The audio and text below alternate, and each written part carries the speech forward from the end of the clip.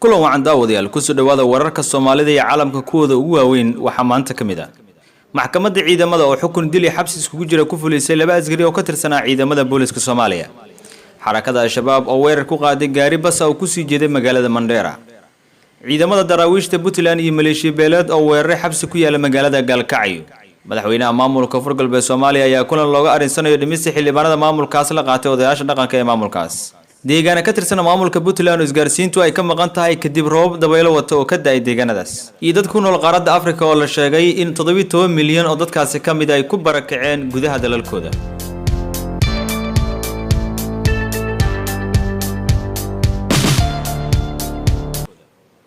wararkaasna waxaan ku ugu waaweynaa wararka Soomaalida iyo caalamka markana u diyaar garooba qodobadii hordhacad maqasheen faahfaahintooda maxkamadda ciidamada qalabka sida Soomaaliya ayaa maanta waxay xukun dil iyo xabsi iskugu jira waxay ku fulisay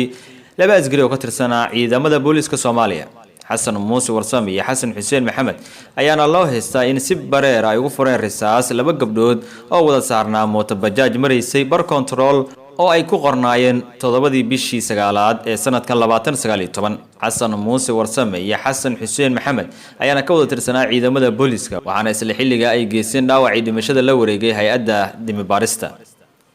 xafiiska xiriir ilaalinta ayaana soo eediyay labada eedeysane baritaan dheer oo ay 16kii bishii tagtay ay sameeyeen waxayna maxkamadda weydiiseen in la mudeeyo dacwad qaadista Xasan Xuseen Maxamed iyo Xasan Muuse Warsame oo loo haysto dilka marxuumad Istar Maxamed Cabdulle iyo dhaawaca dhibane Faadimo Axmed Cabdulle oo ahaa walaalo mariyay agaarka isbitaalka masaarida ee degmada Hodan ee gobolka Banaadir xeer ilaaliye ku xigeenka ciidamada qalabka sida Ismaaciil Salaad Maxamed ayaa maxkamadda u sheegay in labada eedeysane ay ku tala galeen dilka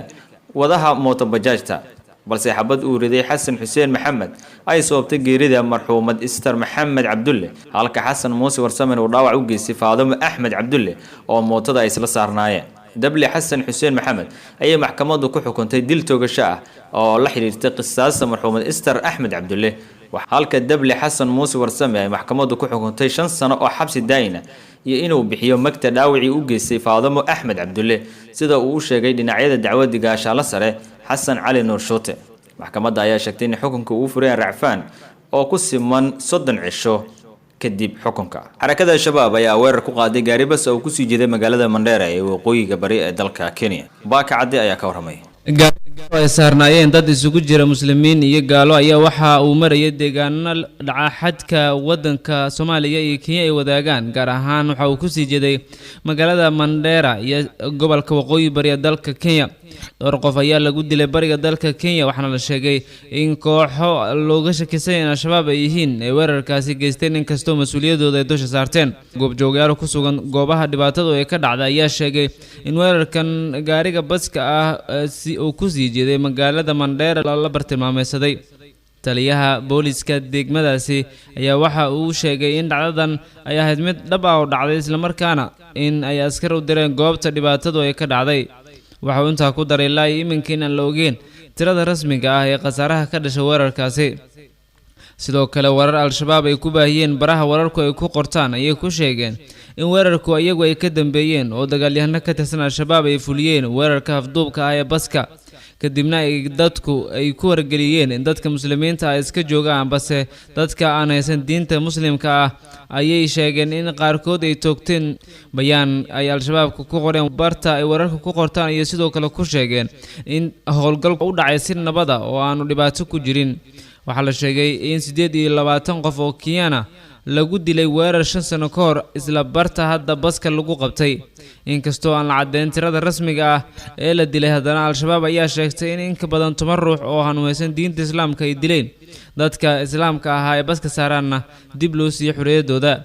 dowladda Kenya ilaa hadda warcad kama aysan soo saarin waxaana maalmo ka hor la soo saaray digniino la xiriira in dadka aanu diinta islaamka haysan aysan u safrin deegaanada gobolka waqooyi bari ee dalka Kenya iyada oo bishan December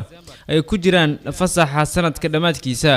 mahadsanid ciidamada daraawiishta maamulka Puntland iyo Maleeshiya beeleed ayaa weeraray xabsi ku yaala magaalada Galkacyo gaar ahaan qaybta maamulka Puntland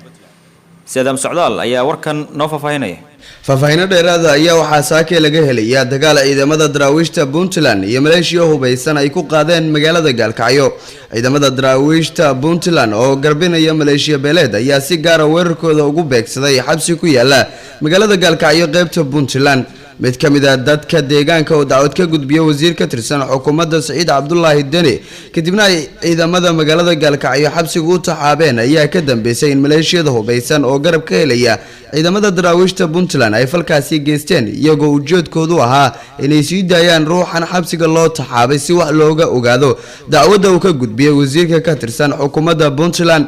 sida ay xaqiijiyeen saraakiil ka tirsan ciidamada maamulka Puntland gaar ahaan qaybta ku sugan magaalada Gaalkacyo ayaa waxa ay warinayaan in maleeshiyada iyo ciidamada ay si kooban ula wareegeen halbowlaha xabsiga laga soo galo iyagoo taliska xabsiga ku amray inay sii daayaan shakhsiga dacwadda ka gudbiya wasiirka walow markii dambe lagu guuleystay ciidamada daraawiishta iyo maleeshiyadii hubeysneed in laga saaro aaga ku hareereysan xabsiga. ciidamada maamulka Puntland ayaa kadib go'aansaday inay ruuxani la tiigsadaan maxkamadda si loo cadeeyo dambiga uu ku haysto wasiirka ka tirsan xukuumadda maamulka Puntland. arrintan ayaa waxaa ka dhalatay xiisad xooggan iyadoo qaybta magaalada Gaalkacyo Puntland laga dareemayo saansaan dagaal walow maleeshiyadii weerarka soo qaaday aan la ogeyn halka ay kaga sugan yihiin magaalada. wasaaradda amniga maamulka Puntland oo ka hadashay weerarkaasi ayaa waxa ay carabka ku adkeysay in mar walba ay u taagan yihiin ciidamada Puntland sidii ay ula dagaalami lahaayeen kooxaha weerarka ka geysanaya magaalada Gaalkacyo iyo sidii loo xaqiijin lahaa amniga muwaadiniinta xabsiga ku xiran. geesta kale wasaaradda ayaa waxa ay ka dhawaajisay in ciidamadii soo weeraray xabsiga lala tiigsan doono sharciga isla markaana uu shaqeyn doono sareynta sharciga. si kastaba ahaatee xiisadda magaalada ayaan la ogeyn dhanka ay u dhici karto iyadoo laga yaabo in mar kale ay dib u soo rogaal celiyaan maleeshiyada iyo ciidamadii horey u soo weeraray saldhigga ku yaala magaalada Gaalkacyo qaybta maamulka Puntland. madaxweynaha maamulka Koonfur Galbeed ayaa kulan looga hadlayo dhimista xildhibaanada maamulkaas waxa uu la qaatay odayaasha dhaqanka ee maamulkaas. Cabdicasiis Xasan Maxamed Lafdagarin madaxweynaha dowlad goboleedka Koonfur Galbeed iyo odayaasha dhaqanka deegaanada Koonfur Galbeed ayaa kulan waxay ku yeesheen xarunta ku meel gaarka ah maamulkaas ee magaalada Baydhabo. madaxweyne Lafdagarin iyo odayaasha dhaqanka Koonfur Galbeed ayaa kulankooda waxay diiradda ku saareen oo ay kaga hadleen arrimaha la xiriira soo xilista xildhibaanada cusub ee maamulkaas. sidoo kalena waxay labada dhinacba ka wada hadleen sidii dastuurka dowlad goboleedka Koonfur Galbeed loo dabaqi lahaa oo xildhibaanada maamulkaas oo tiradooda waqtigan ay tahay 149 mudane looga dhigi lahaa 95 xildhibaan tiradaas oo waafaqsan dastuurka maamulka Koonfur Galbeed Soomaaliya. qaar ka mid ah odayaasha dhaqanka oo ka hadlay kulanka kadib ayaa waxay sheegeen in madaxweynaha uu ka dalbaday odayaasha inay ka gacan siiyaan sidii loo dabaqi lahaa dastuurka maamulkaas xildhibaanadana looga dhigi lahaa tiradooda 95 xildhibaan oo dastuurka maamulkaas waafaqsan. waxaa socda dadaalo ku aadan sidii loogu qancin lahaa beelaha qaar ee ka soo horjeesta arrintan iyadoo Baydhabo iyo deegaanada kale ee Koonfur Galbeed waqtigan ay ka socdaan ama muddooyinkii dambe ay ka socdaan diyaargarowga soo xulista xildhibaanada cusub ee maamulkaasi. ugu dambeyntiina daawadayaal ku dhawaad 17 milyan oo ruux ayaa dhamaadkii sanadkii 2018 ku noolaa xaalad barakac gudaha dalalkooda ah qaaradda Afrika waxaana sidaas lagu sheegay warbixin cusub oo la soo saaray.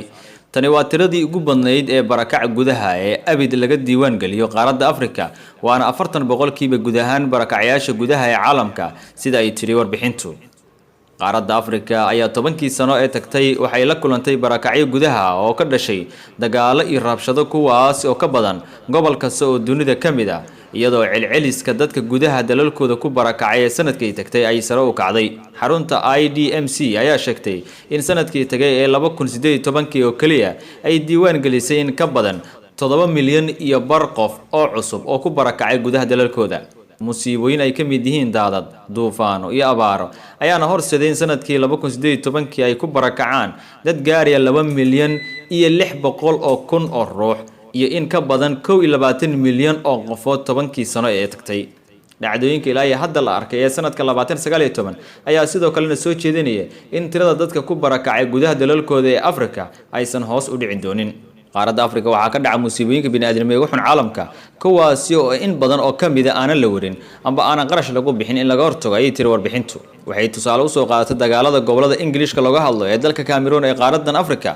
oo sanadkii 2018 horseeday barakac 20 goor ah kuwaas oo la sheegay inay ka dhasheen falalka kooxda Boko Haram. guud ahaan waa naga intaa wararkii aad kala socoteen adduunka media fadlan si aad u hesho macluumaad la xiriira